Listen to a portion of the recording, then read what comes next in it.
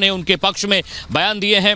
और बड़ी बात आपको बताएं कि पहले इस मामले को एमपीएमएलए कोर्ट में ट्रांसफर किया गया था, फिर सोमवार को कोर्ट ने दिल्ली पुलिस को चार्जशीट की एक कॉपी शिकायतकर्ता पहलवानों को देने की बात कही थी। 1500 पन्नों की जो चार्जशीट पेश की गई, इसमें सीआरपीसी की धारा 164 के तहत पहलवानों लगाया है, उसी आरोप को आधार बनाया गया है। और आज देखने वाली बात होगी, क्योंकि बड़ी बात यह भी है कि कुछ डिजिटल एविडेंस भी पहलवानों की ओर से दिए गए हैं, 5 फोटोग्राफ्स हैं, कुछ पेन ड्राइव्स में भी चीजें दी गई हैं। और देखने वाली बात यह भी है, क्योंकि जिस तरह से नाबालिग का मामला सामने आ रहा था, पॉस्को का मामला सामने आ रहा, कोर्ट ने उस नाबालिग पहलवान और उसके पिता को भी समन किया है और ये कहा है कि भाई आपने बयान क्यों बदला, उसके बारे में भी 1 अगस्त तक उनको जवाब देना है। लेकिन देखिए यहां पर अभी सन्नाटा पसरा हुआ है। हमें जो खबर मिली, बृजभूषण शरण सिंह अभी भी अपने बंगले है और उन्होंने की कोर्ट समन करते, जिस तरह की जरूरत होगी, जिस तरह की मदद हो पाएगी जांच में, उन तमाम चीजों में वो कोऑपरेट करेंगे। लेकिन बड़ी बात यह भी है कि 164 के तहत जो मजिस्ट्रेट के सामने बयान पहलवान बता रहे हैं कि राउस एवेन्यू कोर्ट से क्या तस्वीर निकलकर सामने आ रही है। जब बृजभूषण शरण सिंह वहां पर पहुंचेंगे वो तस्वीर भी दिखाएंगे अमित हमको। लेकिन इस वक्त मैं बैंगलोर में मौजूद हूं और मेरे पीछे जो पोस्टर आप इस वक्त देख रहे हैं, तमाम ये चेहरे इस वक्त अंदर है, पर शरद पवार के पहुंचने का इंतजार है। बड़ी खबर इस वक्त आपको बता रहे हैं कि विपक्ष की बड़ी बैठक बैंगलोर में होने वाली है। कल भी बैठक का दिन था, लेकिन कल बहुत सारे मुद्दों पर चर्चा नहीं हुई है। कल बात सिर्फ मणिपुर हिंसा पर हुई है कि किस तरीके से मणिपुर हिंसा को मुद्दा बनाया जाए। साल 2024 में इसे मुद्दा बनाया जाएगा और मानसून सत्र की शुरुआत होने वाली है, तो मानसून सत्र में भी इस मुद्दे को उठाया जाएगा।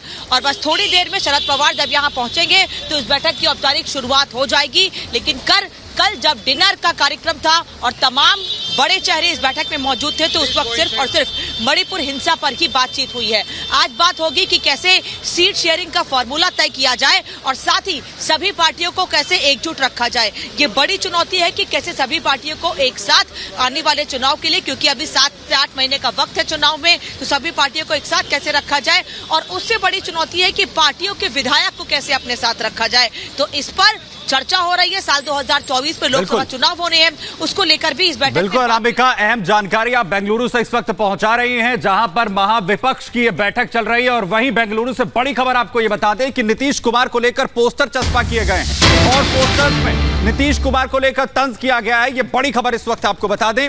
इन पोस्टर्स में लिखा गया है अनस्टेबल पीएम कैंडिडेट।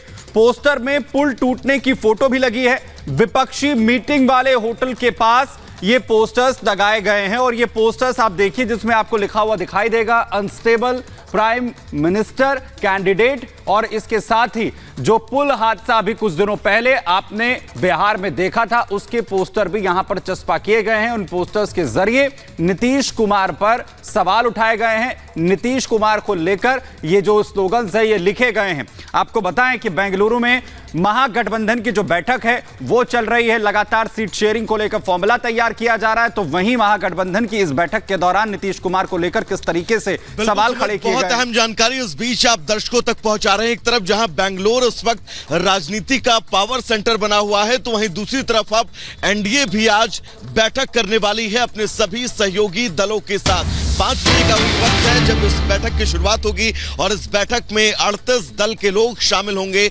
जो एनडीए के साथ मजबूती के साथ खड़े हुए हैं। क्योंकि कल जेपी नड्डा ने प्रेस कॉन्फ्रेंस भी की और प्रेस कॉन्फ्रेंस करके इस बात का उन्होंने जिक्र किया था कि 38 ऐसे दल हैं जो एनडीए खेमे में हैं, उन सभी को न्योता भेजा गया था आज की इस बैठक के लिए और उन सभी ने इस निमंत्रण को स्वीकार किया है। और यह बैठक बहुत महत्वपूर्ण रहने वाली है।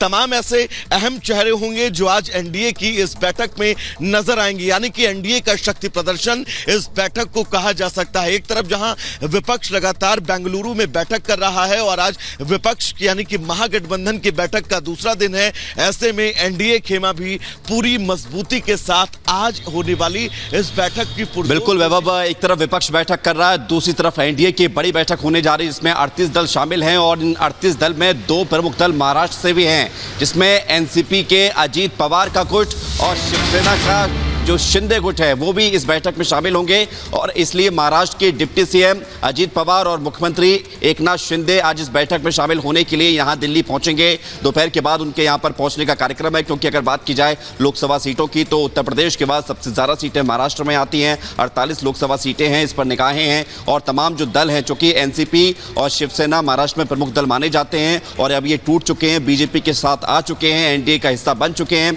ऐसे में आज की इस बैठक में इन दोनों दलों के द्वारा भी बहुत महत्वपूर्ण रणनीतिक चर्चा हो सकती है। एकनाथ शिंदे महाराष्ट्र के मुख्यमंत्री इस बैठक में शामिल होंगे। अजीत पवार जो हाल ही में जो है एनसीपी में टूट करके अपने साथियों के साथ महाराष्ट्र की सरकार में शामिल हुए हैं, वो भी इस बैठक में हिस्सा लेने के लिए दिल्ली पहुंच रहे हैं। तो आज का दिन बड़ा है, एक तरफ विपक्ष की बैठक है, दूसरी तरफ 38 तमाम दलों के साथ, छोटे बड़े दलों के साथ बीजेपी एनडीए के साथ ये बैठक करने जा रही है। सबसे बड़ी बात यह है कि महाराष्ट्र पर सबकी निगाहें इसलिए हैं क्योंकि महाराष्ट्र में सबसे ज्यादा जो है पोटेंशियल माना जाता है उत्तर प्रदेश के बाद, सीटों की नंबर की बात की जाए।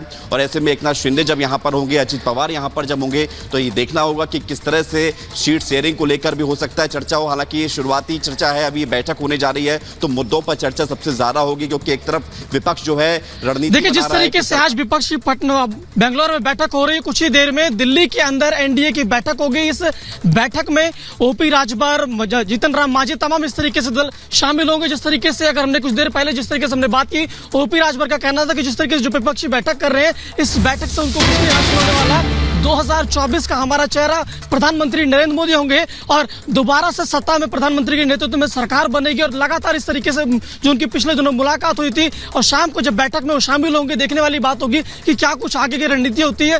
और दूसरी तरफ अगर देखा जाए तो बिहार से जीतन राम मांझी जो नए दल यहाँ पे एनडीए में शामिल हो रहे हैं, इन घटक दलों से शामिल होने से एनडीए की और कितनी मजबूती मिलेगी, क्या कुछ आगे की रणनीति होगी। देखिए इस पूरे मामले को लेकर ओपी राजभर से हमारे सहयोगियों ने बात की है, आइए आपको सुनाते हैं।